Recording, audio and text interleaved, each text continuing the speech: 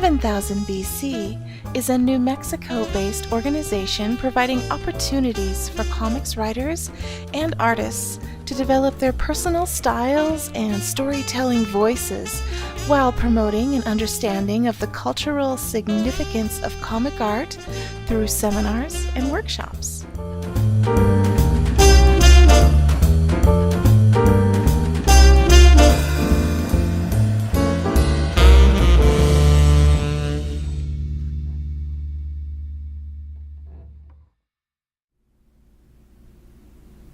Hello everybody, and welcome to Making Comics Our Way, brought to you courtesy of 7000 BC, a comics collective of independent creators here in New Mexico.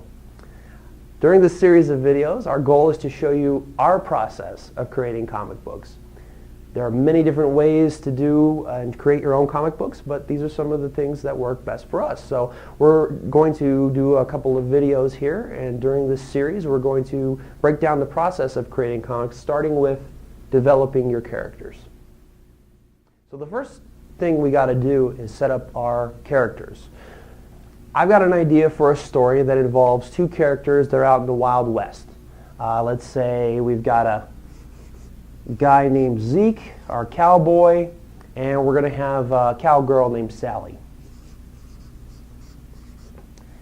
So in my mind, just brainstorming, I had this idea of a situation where Zeke and Sally run into each other in the desert in the Southwest, and they help each other out. The problem is it's really hot outside, and Sally needs a hat. She doesn't have a hat, and she's just dying out there in the sun.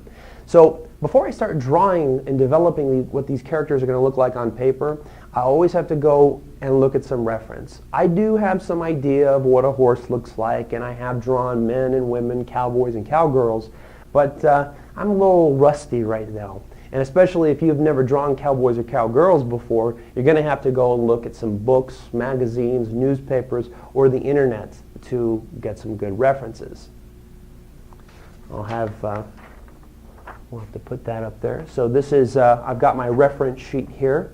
It's got all the things that I need. I got my character references, my horse, hat, cowboy boots. Those are very, very specific. You got to think, what do my characters need that makes them, that gives them personality, that gives them that unique trait that makes them who they are. So I'm going to start off with drawing Sally. And anytime I draw, of course I practice drawing all types of figures, and practice is what makes you better. I always start off with a gesture, a very loose drawing that is basically a stick figure that I build the details on. So in the case of Sally, I'm basically just going to create a stick figure with slightly more detail than your average stick figure.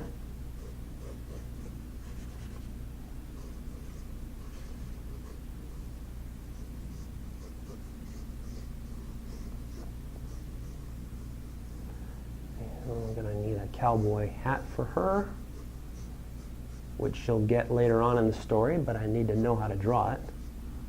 And she'll probably, I'm going to look at my reference and see that she's got a button-up shirt, rolled up sleeves,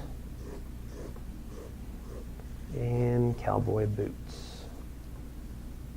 I'm also going to sketch in a close-up so I can really develop what she's going to look like. All right, how does that look? Pretty bad. Don't worry, it's all scribbles right now. But that is the gesture stage. In fine art, that's what we call gesture drawing. The gesture drawing sort of sets up the size, the shape, the proportion, and just is sort of like a road map. It's sort of a diagram of what you're going to draw later.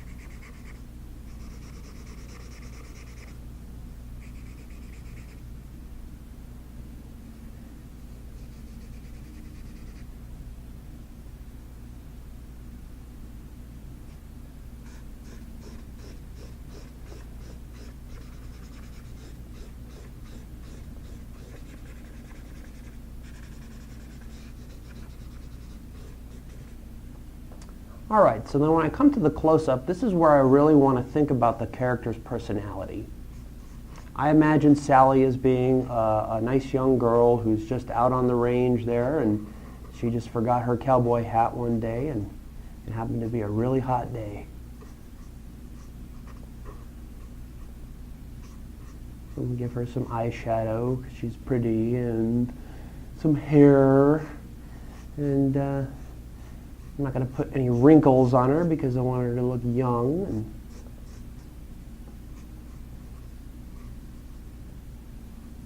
all these things you think about when you're developing the personality of the character, because the character's appearance influences how the readers see them.